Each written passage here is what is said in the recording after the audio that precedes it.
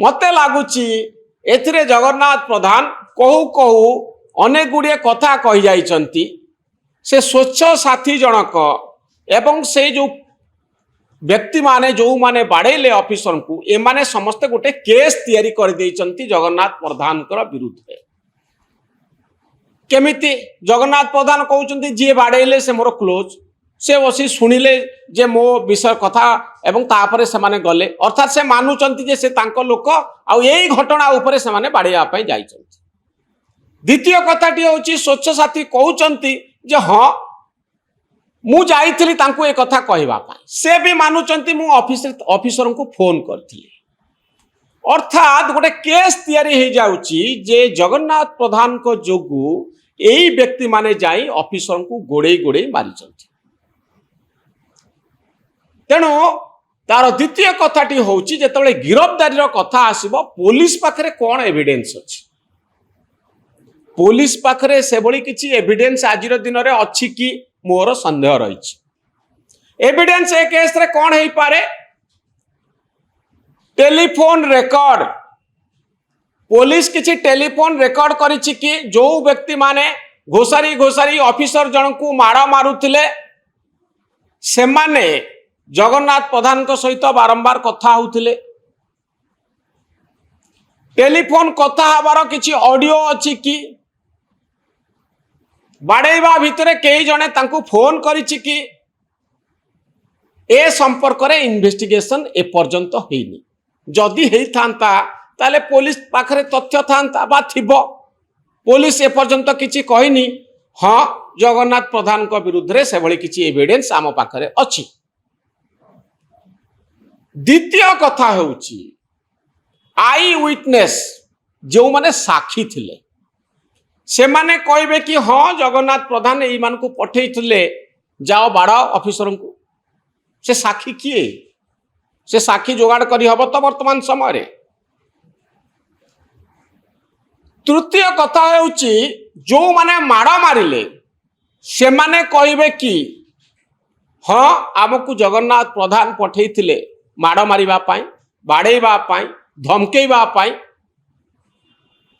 जदि एई भली तथ्य नाही एविडेंस नाही पुलिस जगन्नाथ प्रधान को गिरफ्त करी जेल को पठेई पारिबो कि।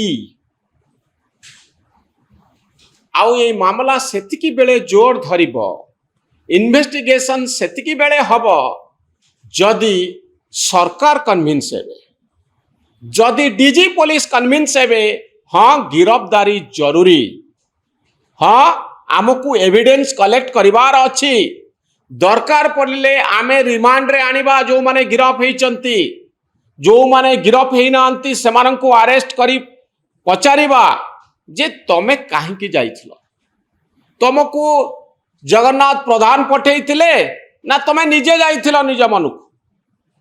जदि केही जने कहंती जे आमको से पठेइथिले मारिबा पाई ताले से कन्स्पिरासी बा षडयंत्र आधार रे से गिरफ्त हेई पारिबे जगन्नाथ प्रधान गिरफ्त हेई पारिबे। तेणु बड़ कथा हेउची ए संपर्क रे अधिक इन्वेस्टिगेशन रो आवश्यकता।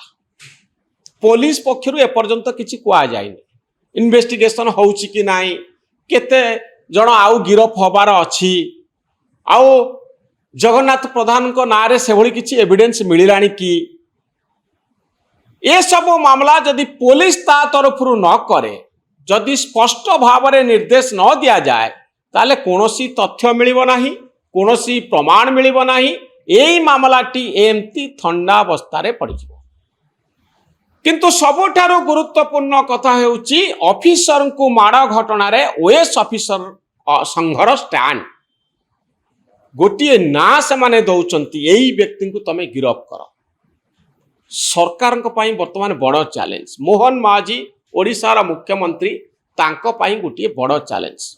मोहन माझी केन्दुझर को रिप्रेजेंट करुचंती तांको कॉन्स्टिट्यूएंसी होची केन्दुझर।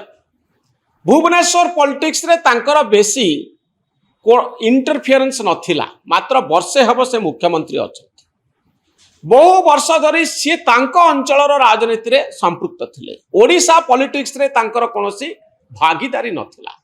समय आह्वान जेतबले से मुख्यमंत्री हेले वर्तमान तांको ई भुवनेश्वर राजनीति रे मुंड खेलैबा पई पड़िबो स्टेट पॉलिटिक्स रे मुंड खेलैया को पड़िबो जगन्नाथ प्रधान को गिरफ करवा एते सहज नुहे या पछरे भारतीय जनता पार्टी रो गोटे बड़ भूमिका रहिबो।